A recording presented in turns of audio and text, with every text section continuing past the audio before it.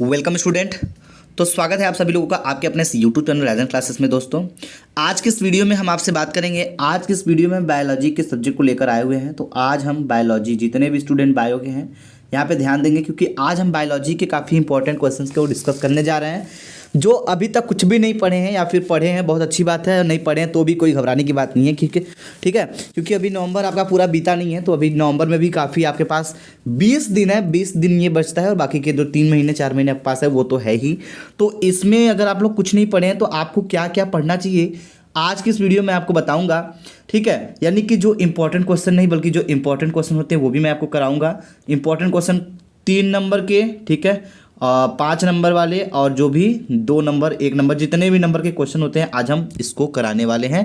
और आपको ये ज़रूर तैयार कर लेना चाहिए। जितने भी क्वेश्चन मैं आपको बताऊंगा उसको तैयार जरूर करिएगा। अगर तैयार कर लेते हैं तो आपके लिए अच्छी बात होगी। चलिए मैं शुरू करता हूँ। तो मेरा पहला चैप्टर यहाँ पे स्टार्ट हो रहा है आज। पहला चैप्टर है आपका जीवों में जनन। ठीक है, बायोलॉजी के छात्र यहाँ पे ध्यान देंगे। जीवों में जनन है, जो इससे आने वाले कौन कौन से मोस्ट इंपॉर्टेंट क्वेश्चन है उसको मैं शुरू करता हूँ, समझाता हूँ। और थोड़ा सा ध्यान दीजिएगा, आप लोग लापरवाही बिल्कुल नहीं करिएगा बेटा, ठीक है, क्योंकि मैं यहाँ पे एकदम पहले चैप्टर, देखिए चैप्टर वाइज हर क्वेश्चन को डिस्कस करूंगा मैं, तैयार आपको करना पड़ेगा। ठीक है, पहले चैप्टर में कौन कौन सा इंपॉर्टेंट क्वेश्चन है ये आपको पढ़ना पड़ेगा। दूसरे चैप्टर में कौन कौन सा इंपॉर्टेंट मैं बताऊंगा, आपको तैयार करना पड़ेगा। ठीक है, चलिए हम शुरू करते हैं, ज़्यादा बातें नहीं करते हैं। तो अगर यदि वीडियो को लाइक नहीं किए तो वीडियो को लाइक कर दीजिएगा।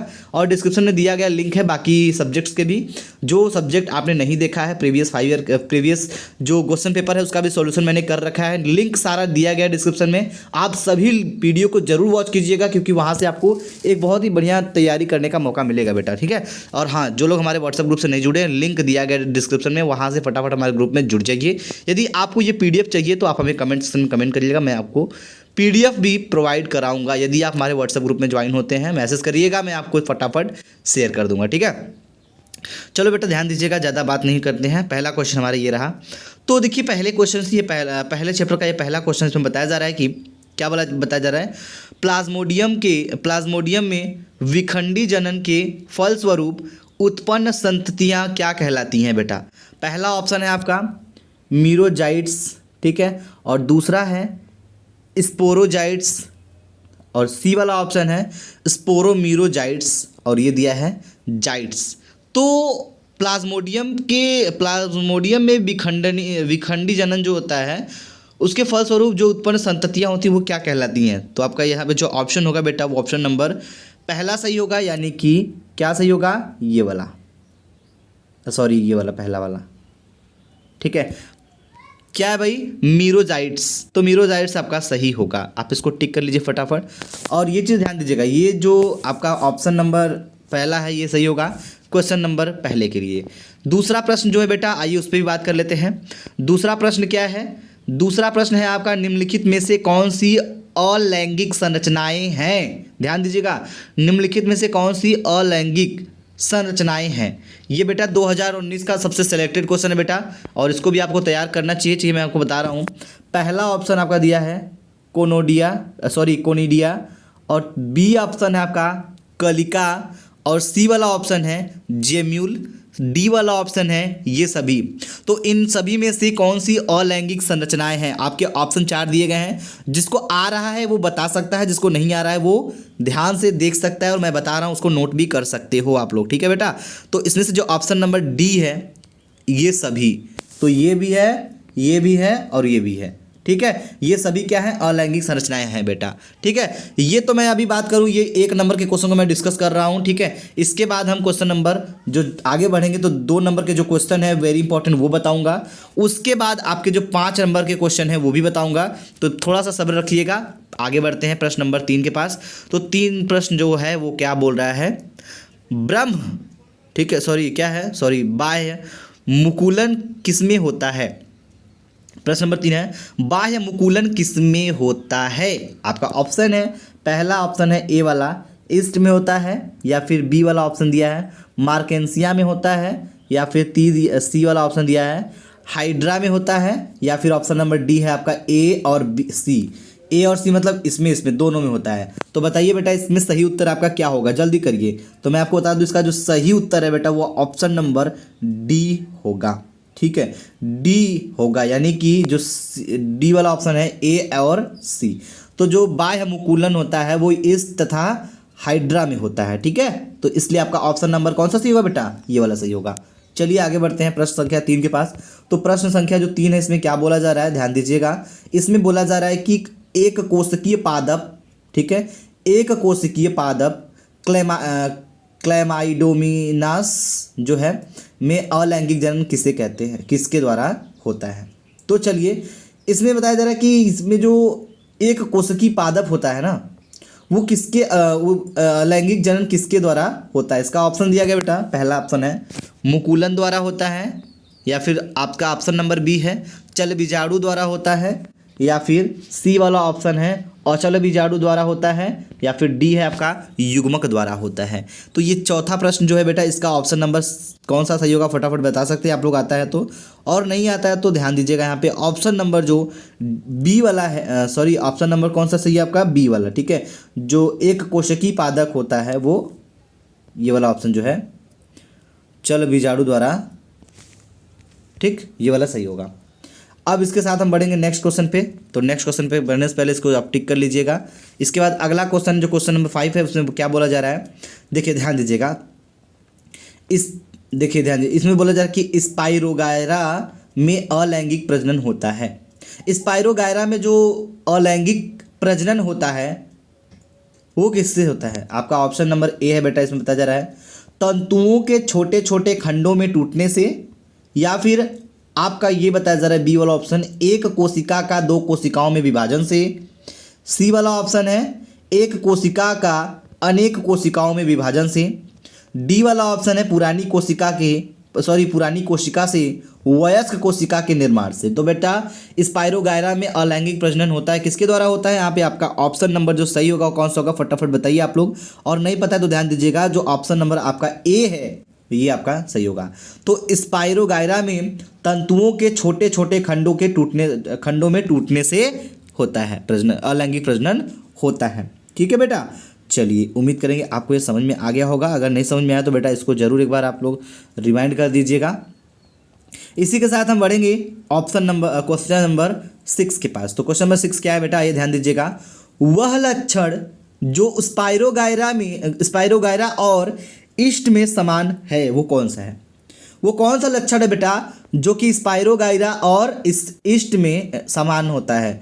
तो इसका पहला ऑप्शन दिया गया है इसमें अलैंगिक प्रजनन होता है, और दूसरा ऑप्शन है बी वाला, इसमें बोला ये एक कोशिकीय होते हैं, सी वाले में बोला जा रहा है कि ये केवल अलैंगिक प्रजनन होता है, और डी वाले में बोला जा रहा है ये बहुकोशिकीय होते हैं।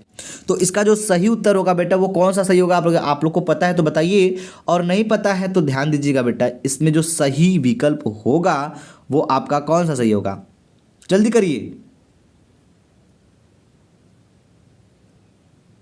चलिए तो हम आपको बता दें इसमें जो आपका ऑप्शन नंबर सही होगा ये कौन सा सही होगा, ये आपका सही होगा ऑप्शन नंबर ए, ठीक, समझ में आ गई बात। जो क्यों होता है पता है, क्योंकि जो ईस्ट है ना ये आपका क्या होता है एक कोशिकीय होता है, ठीक है। चलिए आगे बढ़ते हैं हम लोग क्वेश्चन नंबर 7 में चलते हैं।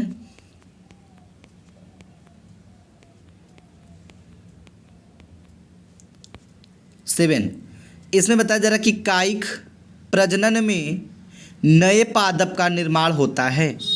कायिक प्रजनन में नए पादप का निर्माण होता है, वो आपका ऑप्शन कौन सा है, तना जड़ और फूल से, या फिर तना जड़ और पत्तियों से, या फिर तना फूल और फल से, या फिर तना पत्तियों और फूल से।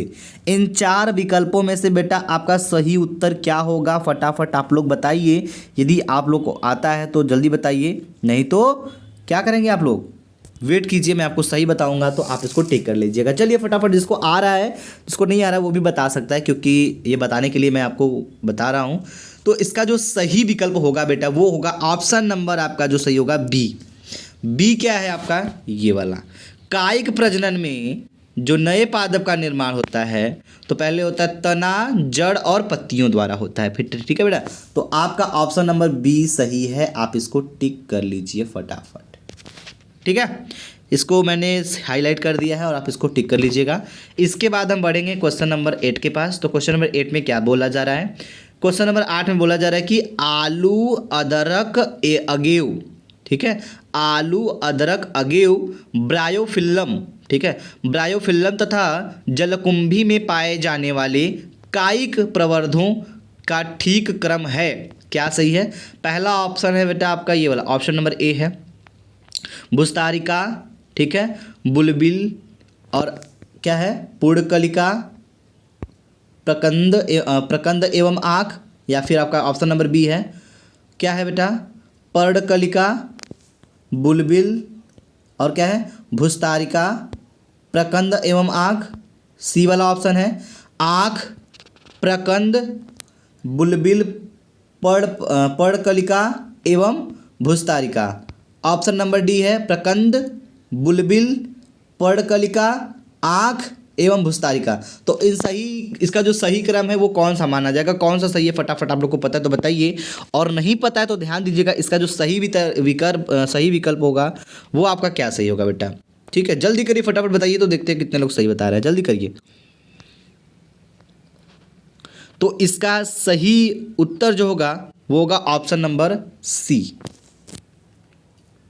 ये वाला, आलू अदरक, ठीक है, आलू अदरक और अगेव जो है बुलबिल, ये क्या है, ये पर्णकलिका जो है किस में आते हैं, ये इसका जो सही क्रम होगा ऑप्शन नंबर सी सही होगा, ये वाला। ठीक, जल्दी करिए, इसको टिक कर लीजिए ऑप्शन नंबर सी को। तो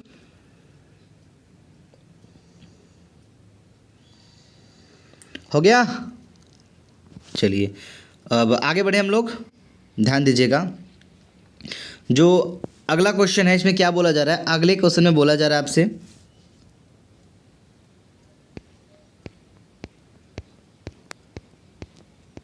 क्वेश्चन नंबर 9 में 9वां प्रश्न क्या है, ये तने भोजन संग्रह होने से मोटे मशाल हो जाते हैं और अनुकूल वातावरण में इन पर उपस्थित, ठीक है, अपस्थानिक कलिकाएं वृद्धि करके नए नए पादपों का निर्माण करती हैं।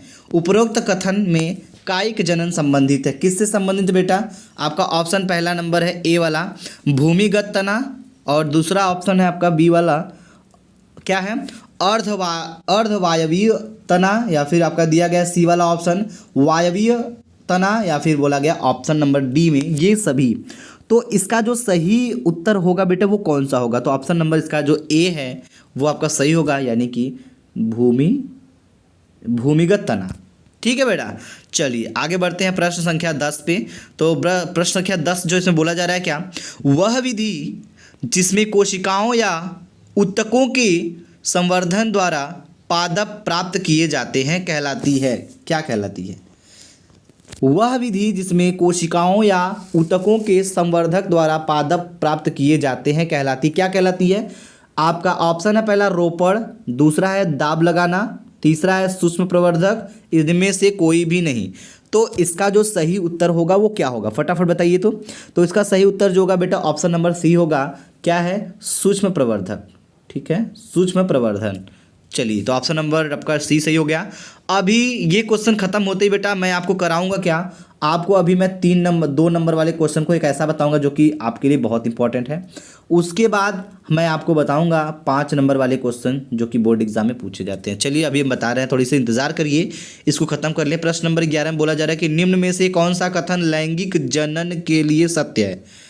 तो निम्न में से ये जो सारे कथन यहाँ पे दिए जा रखे हैं, आपको यहाँ पे दिए गए हैं, इसमें से आपको क्या बताना है, इसमें से आपको बताना है कि इसमें से कौन सा जो कथन है वो लैंगिक जनन के लिए सत्य है। तो चलिए पहला ऑप्शन क्या है बेटा, इनमें से, यहाँ पहला ऑप्शन है इसमें एक जनक होता है।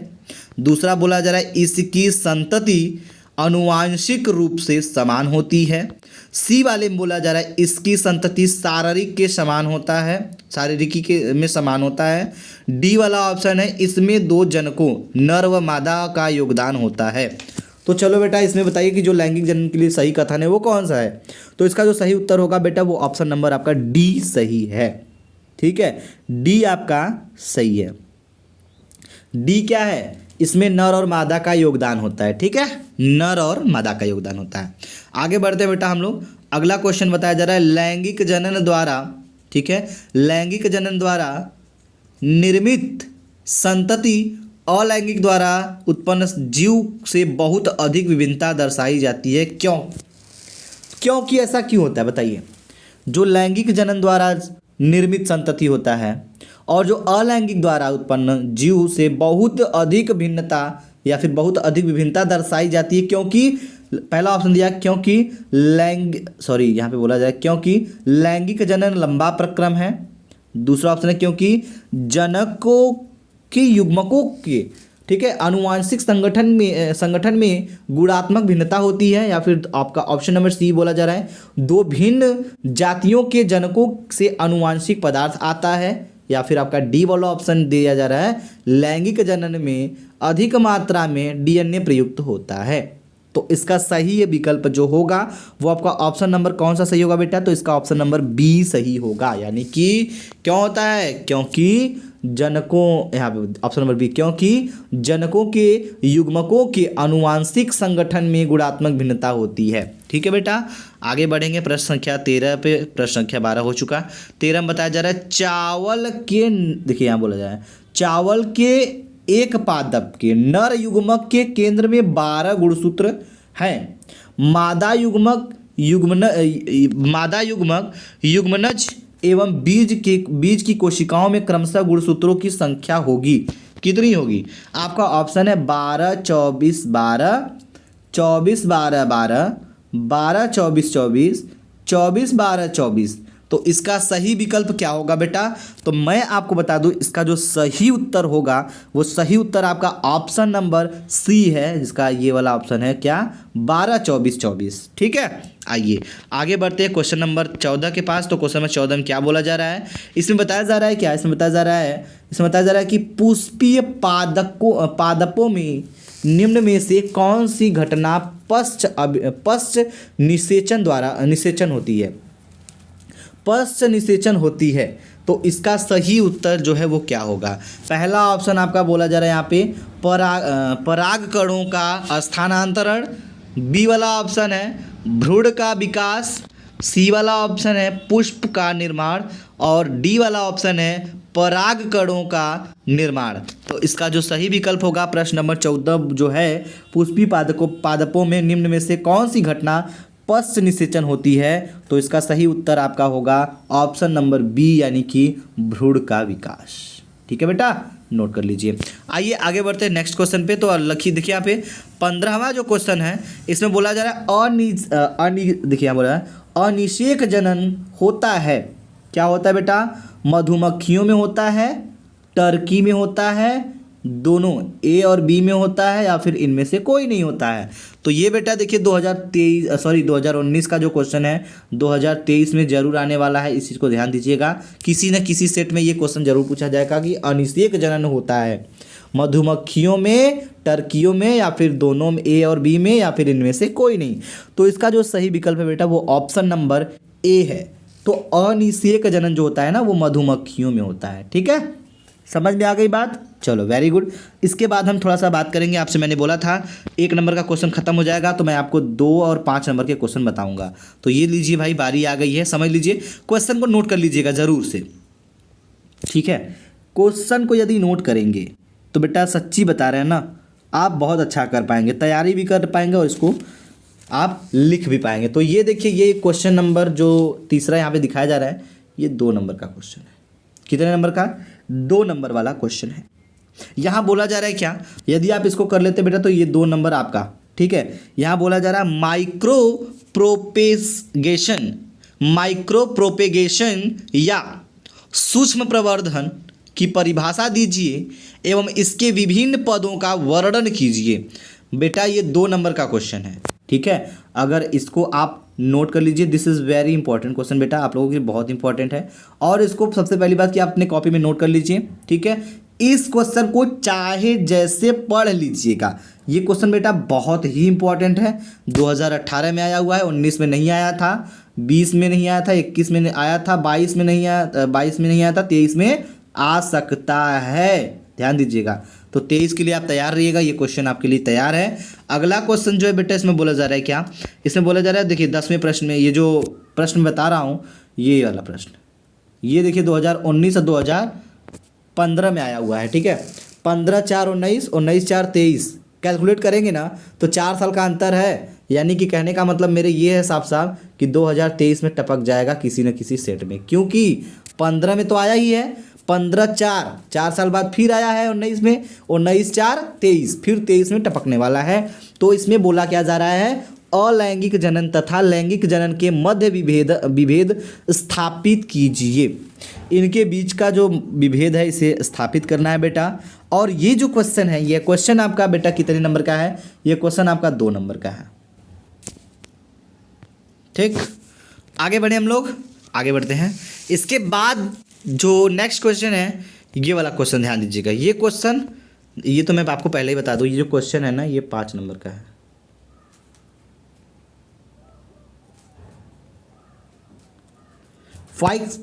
5 मार्क्स वाले क्वेश्चन ये आपके सामने आ रहा है। देखिए कितने तरीके से पूछा जा रहा है, पहले एक ही क्वेश्चन आपको बताएंगे इसमें से, और ये बहुत ही इंपॉर्टेंट है। इसमें बोला जा रहा है, ये देखिए दीर्घ उत्तरीय प्रश्न है। इसमें बोला जा रहा है कायिक जनन क्या है, पादपों में प्राकृतिक कायिक जनन की विभिन्न विधियों का वर्णन कीजिए। ये 2015 में आया है, बहुत इंपॉर्टेंट है। और इसी क्वेश्चन को दूसरे तरीके से फिर यहाँ पूछा जा रहा है अथवा करके, या फिर ऐसे पूछेगा, पादपों में कायिक प्रवर्धन का संक्षेप में वर्णन कीजिए। 2017 में आया है। उसके बाद फिर अथवा करके इसको और भी तरीके से पूछा जाता है, कायिक प्रवर्धन किसे कहते हैं, कितने प्रकार का होता है, ठीक है, 14 में आया। फिर उसके बाद आइए देखिए अथवा करके, फिर इसका रूटीन चेंज करके फिर पूछा जा रहा है क्या, बोला जा रहा है कायिक प्रवर्धन से आप क्या समझते हैं, उन पादपों के अंगों के नाम लिखिए जो कायिक प्रवर्धन में भाग लेते हैं 2018 में। तो बेटा बहुत ही बहुत ही आसान तरीका है आपको ये पकड़ने के लिए कि कितने नंबर का कहाँ से दिया जा रहा है। यदि आप इस प्रश्न को यदि नहीं पढ़े हैं बेटा तो इसको पढ़ लीजिएगा, अच्छे से पढ़ लीजिएगा, रटिएगा नहीं, ठीक है। समझ लेंगे तो बहुत कुछ लिख जाएंगे, और रट लेंगे तो बहुत कुछ छूट जाएंगे, ठीक है। तो इस बात को हमारे ध्यान रखिएगा। ये मैंने आज की इस वीडियो में मैंने आपका जो पहला चैप्टर था जीवों में जनन के काफ़ी इंपॉर्टेंट टाइप के जो क्वेश्चन थे बेटा, वो मैंने आपको क्लियर करा दिया आज के इस वीडियो में। और हाँ, एक बात ध्यान दीजिएगा, 2023 के लिए यदि आप लोग तैयारी कर रहे हैं तो मैं आपसे एक ही रिक्वेस्ट करूंगा कि आप लोग हमारे व्हाट्सएप ग्रुप से जरूर जुड़िएगा।